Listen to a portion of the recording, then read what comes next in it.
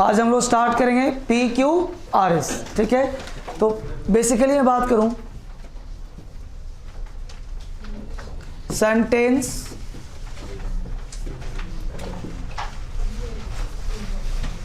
Rearrangement.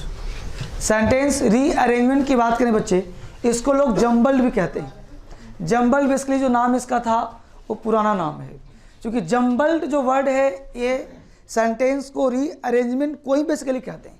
उसमें छोटे छोटे वाक्य होते हैं, लेकिन बेसिकली जो हम लोग को एग्जाम में आज जो पूछे जा रहे हैं, जैसे बैंक पीओ, एसएससी, सीपीओ, किसी भी एग्जाम में, तो सेंटेंस को रीअरेंज करना है, क्योंकि वो सेंटेंस में गलती नहीं, गलती सेंटेंस एक कंप्लीट सेंटेंस है जो कि ऊपर और नीचे किया गया है, बस उसको आपको अरेंज करना है।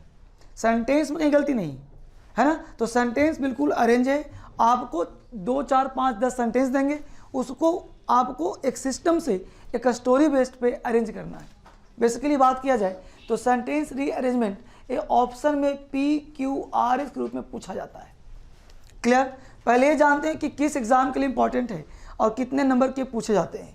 तो आप जान लो कि SSC, CPO ये दो एग्ज़ाम में लगभग यहाँ से 20 to 25 मार्क्स से क्वेश्चन पूछे जाते हैं।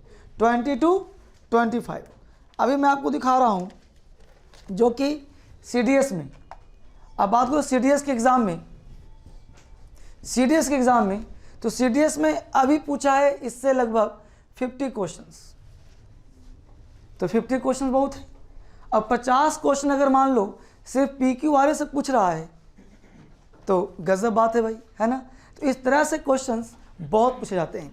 ये आपके एग्ज़ाम के लिए बहुत इंपॉर्टेंट है। तो सबसे पहले हम लोग ये जानते हैं कि ये PQRS पढ़ा कैसे जाए। अब आप ध्यान दो कि जैसे आप तैयारी कर रहे हो SSC, CPO किसी एग्ज़ाम के लिए, तो जब तैयारी आप कर रहे हो तो यहाँ पे जो PQRS का सेक्शन हुआ, पहले टायर 1 में क्वेश्चन पूछे नहीं जाते थे, लेकिन इस बार से 1-2 क्वेश्चन वहाँ पूछे जा रहे हैं। टायर 2 में तो खैर फेवरेट था ही है इसका, तो लोग टायर 1 में इसको पढ़ते नहीं थे। जहाँ देखो तो बेटा एक CDS का पेपर होगा ऑफिस में लेते ना, CDS का, तो यहाँ पे अब जो है टायर 1 में क्वेश्चन पूछे नहीं जाते थे, लेकिन अब पूछे जा रहे हैं। इसलिए अब टायर 1 टायर 2 सेपरेट नहीं कर सकते। CDS का कोई रियल सिलेबस नहीं है, कभी जो है 50 नंबर का, कभी 20 नंबर का, कभी कॉमन पूछ दिया, कभी कुछ, तो इसमें कोई फिक्स पार्ट नहीं है, इसलिए आप उस पर अंदाज़ा नहीं लगा सकते।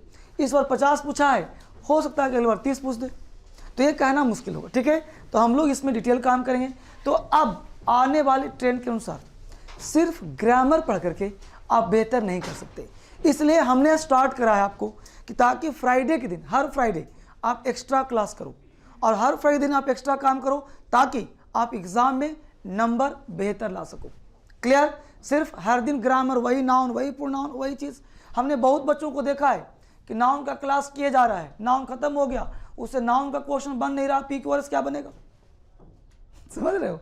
उसे नाउन का बन नहीं रहा और PQRS क्या बनेगा। तो सबसे पहले जानना क्या है कि उस नाउन का PQRS में यूज़ क्या है। आपने आर्टिकल पढ़ लिया, आर्टिकल पढ़ लिया, आर्टिकल का यूज़, आर्टिकल कैरियर नहीं बन रहा, उसका PQRS में क्यों क्या यूज़ है। तो हम लोग आज वही देखेंगे कि जितना आप DSL में पढ़ते हो इंग्लिश, जैसे मान लो पेपर हम लोग CDS का है, ठीक है, इसको मंगाया इसलिए हूँ ताकि हम लोग इस पर एक भरोसा के तहत इस 50 के 50 क्वेश्चन को हम सोल्व करें 5 मिनट के अंदर, ठीक है, और हर चीज़ को देखा जाएगा, किया जाएगा, ठीक है बच्चे। चलिए, तो आज हम लोग करेंगे काम, और अभी इस आधे घंटे क्लास के बाद आज कंप्लीट प्रैक्टिस भी करवाना है, चाहे टाइम जितना लगना हो, आधा घंटा, 1 घंटा, 2 घंटा, जो लगना है। आज कंप्लीट जो आपको सेट मिला है ना, उस पर हम लोग प्रैक्टिस भी करेंगे जबरदस्त तरीके से, और उस पर हम लोग काम भी करेंगे। तो आज देखते हैं PQRS कैसे बनता है क्वेश्चन, और पूरे क्वेश्चन को, जैसे CDS के 50 क्वेश्चन है, इस 50 को 5 मिनट में कैसे सोल्व करें, हर एक चीज़ को हम लोग आज देखेंगे और आज आपसे करवाया जाएगा, चाहे टाइम इसमें जो लगना हो, और ट्रिक्स के माध्यम से कैसे उसे सोल्व करते हैं, ठीक है। तो आज पूरा क्लास हम लोग को देखना है और पूरा क्लास करना है कंप्लीट रूप से। चलिए देखते हैं आराम से।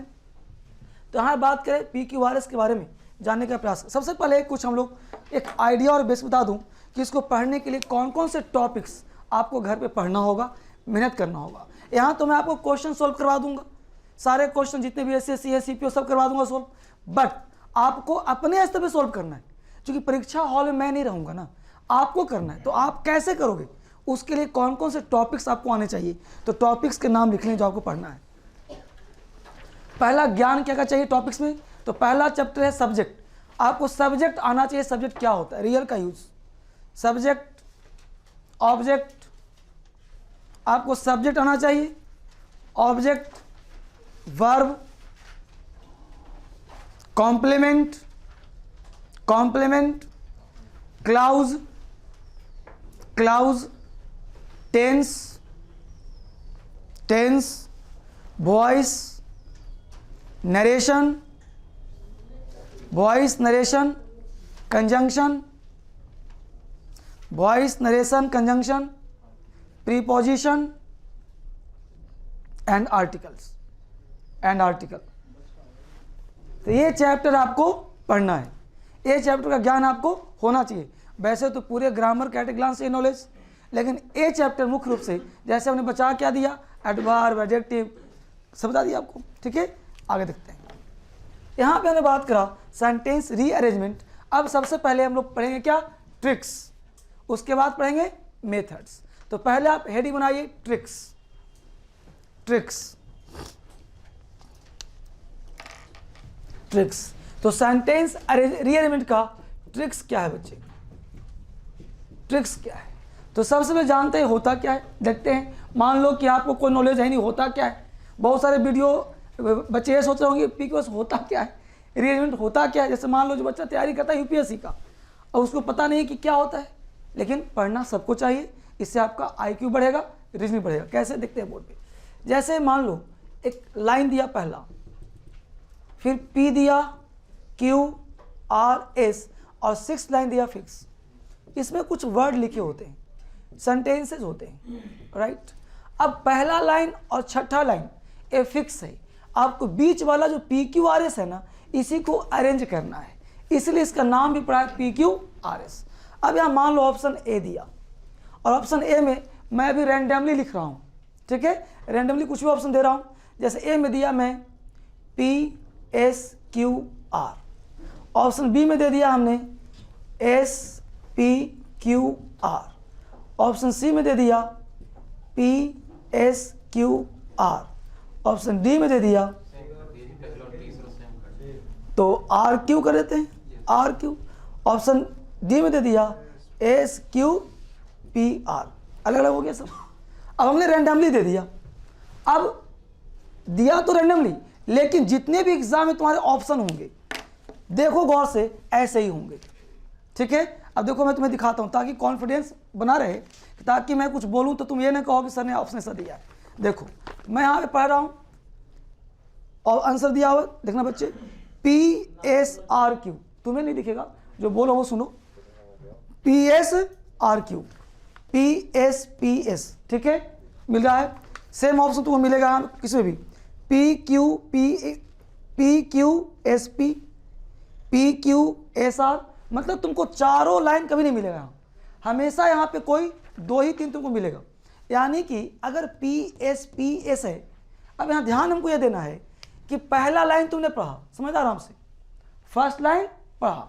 अब फर्स्ट लाइन पढ़ने के बाद इसमें तुम्हें ऑप्शन चेक करना है कि R, किसी में R है क्या स्टार्टिंग में, यानी कि R ऑप्शन तुम्हें इसके बाद नहीं पढ़ना है।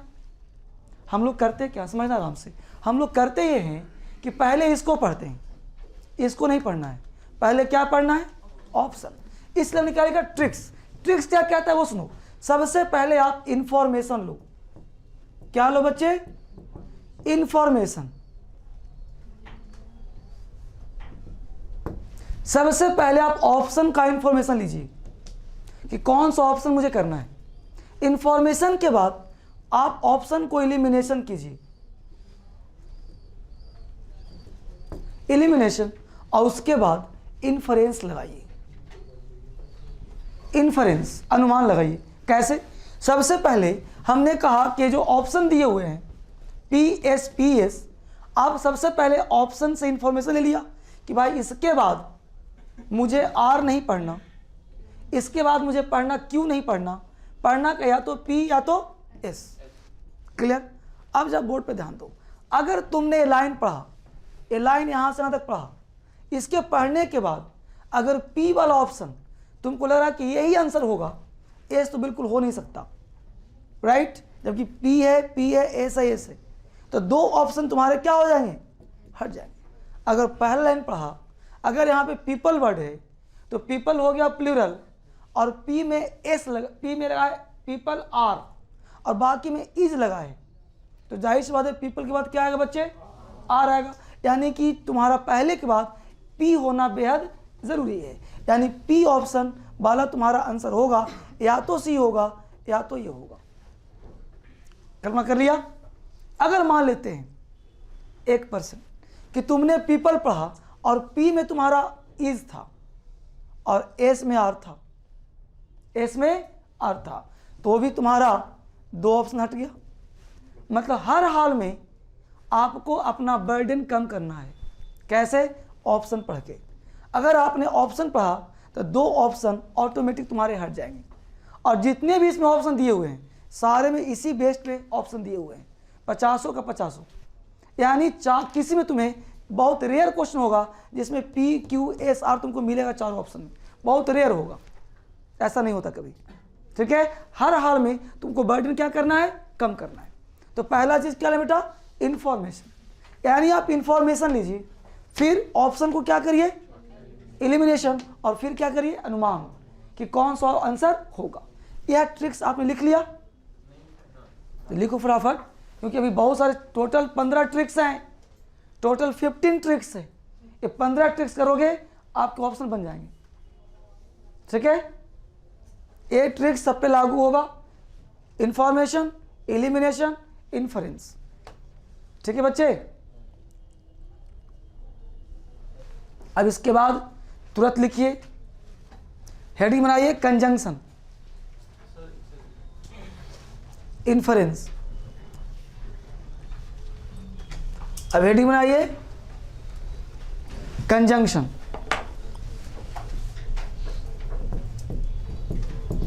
कंजंक्शन का बनाइए सब heading words in pair, words in pair, words in pair, words in pair, words in pair. अब ध्यान देना बच्चे, अब यहां पे मैं कुछ वर्ड लिख रहा हूं, इफ ओनली देन। अब यहां उनका वर्ड्स इन पेयर, बोर्ड पे ध्यान दीजिए, सबसे पहले समझिए क्योंकि बहुत सारा चार्ट लिखवाऊंगा। तो वर्ड्स इन पेयर, अब उनका if only dot dot then, समझना गौर से, नॉट ओनली बट ऑल्सो, समझो पहले। अब मान लो बेटा कि यहां तुम पढ़ो पी क्यू आर एस, ठीक है? पी क्यू आर एस, अगर मान लो if only word, if only word S option में है, कहाँ है बाबू? एस में। क्लियर? यानी एस में क्या तुमको मिल गया? इफ ओनली, और देन मिल गया तुम्हें पी में, ये तुम्हें पी में मिल गया। एस में मिला इफ ओनली, और देन कहाँ मिला? पी ऑप्शन में। अब जो तुम्हारा ऑप्शन चॉइस होगा वो क्या बनेगा? एस पी, यानी पहले एस होगा तब पी होगा। यानी तुम बनाना क्या? पेयर। तो जिसमें एस पी रहेगा, बोलो कोई एक ही ऑप्शन में होगा और वही तुम्हारा आंसर होगा। यानी हर हाल में चारों ऑप्शन नहीं पढ़ना है तुम्हें, इतना समय नहीं होता, टाइम किल नहीं करना है। आप ऑप्शन में पेयर बनाइए, दो पेयर मिल गया, बस ढूंढिए कहाँ आंसर है। अगर मान लो कि तुम्हें आर में मिला नॉट ओनली, आर ऑप्शन यहां पे नॉट ओनली मिला और बट ऑल्सो यहां है, तो पता है ना बेटा कि नॉट ओनली है बट ऑल्सो यहां है, तो पहले आर तब ना पी। अगर आरपी हमको मिल गया कहीं, आरपी कहीं हमको आरपी अगर दिख गया, मान लो किसी में आरपी रहता, आरपी किसी में रहता ऑप्शन में, तो बोलो मेरा आंसर क्या होता, आरपी वाला। और किसी में आरपी है ही नहीं मान लेते। एग्जाम में ऐसे ही रहेगा। यहाँ तो हमने रेंडमली दे दिया है ना, एग्जाम में चूंकि उसके बाद आना है तो कोई ना कोई ऑप्शन देगा ना, वो आरपी, तभी तो आंसर मिलेगा मुझे। तो आरपी जिस ऑप्शन में होगा वही मेरा आंसर हो जाएगा। समझ रहे हो, जिस ऑप्शन में होगा वही मेरा आंसर हो जाएगा। तो हमने कहा कि नॉट ओनली अगर आर में है और बट ऑल्सो अगर पी में है तो आंसर क्या होगा, आर पी, यानी पहले आर तब पी। अब हम कहाँ जाएंगे, इसके मीनिंग से कोई मतलब नहीं। सबसे बुरी आदत हिंदी निकालना, दूसरी बुरी आदत कहानी निकालना। अब परंपरा बदल गया। हमने कहा एक राजा था, मगध साम्राज्य का शासक था, 4 पत्नियां थी, 10 बच्चे थे। सुनने में से ये भी लग रहा है। अब मुद्दा उठता है, कहानी बनाएंगे तो भाई एक राजा था, पहले पत्नी दे दो, 4 पत्नी थी, तब उसको साम्राज्य दो। या एक राजा था, पत्नी दे दो, फिर पुत्री दे दो, फिर साम्राज्य दे दो। तो कहानी हो सकता है। अब मुझे कहानी के अनुसार, चूंकि देखो बदलते दौर में कंपटीशन बढ़ रहा है। अब एग्जामिनर क्या कर रहा है कि कट थ्रोट कंपटीशन में वो थोड़ा टफ पार्ट कर रहा है, और टफ के लिए आपको ऑप्शन के हिसाब से पेयर नहीं बनाएंगे तो आपके मार्क्स अच्छे नहीं आएंगे, आपका जो एक्यूरेसी लेवल है वो घट जाएगा। इसलिए हम लोग हिंदी निकालना बंद करें कि इसका मीनिंग ये हो रहा है, इसका मीनिंग हो रहा है, दोनों लय मिल रहा है, अब लय के अनुसार सेट कर दिया। ये सेट बेट करना बंद करिए। समझ गए बात को। तो यहाँ पे काम क्या करना है कि पेयर, तो इसमें लिखिए फटाफट लिस्ट, इसका पूरा लिस्ट लिखिए। इसमें टोटल 40-50 शब्द हैं। अगर याद कर लिया तो 50% क्वेश्चन तुम्हारा ऐसे ही सॉल्व हो जाएगा। तो पहले लिखो इफ ओनली, एस और आर मत लिखना क्योंकि ये तो सिखाया था हमने आपको। इफ ओनली देन, अगर इफ ओनली है तो क्या ढूंढना है तुम्हें, then, THEN। Not only but also, not only but also, dot dot करके former, former, FORMER, former, dot dot latter, former, former हो गया, dot dot latter, LATTER, former के साथ लेटर आएगा। अब देख लिया फॉर्मर कहीं आ गया तो क्या ढूंढोगे तुम, लेटर। किस में है, ऑलवेज, ये सब बट तुम्हें याद कर लेना होगा। आगे लिखो 2, THOUGH, 2, THOUGH, 2, dot dot, yet, YET। अब 2 है तो क्या ढूंढोगे तुम, येट। आगे देखो इधर, EITHER, इधर। आगे क्या ढूंढोगे, और। इधर है तो क्या ढूंढोगे, और। आगे लिखो नीदर, NEITHER, नीदर है तो क्या ढूंढोगे, nor. Not only, not only हो गया जी, but also. On one hand, on one hand, on one hand, dot dot, on the other hand, on the other hand, on the other hand.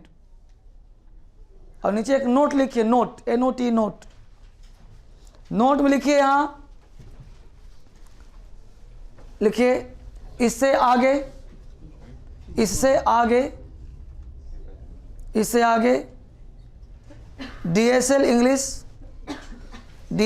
Class notes, DSL English class notes के conjunction chapter से पढ़ना है।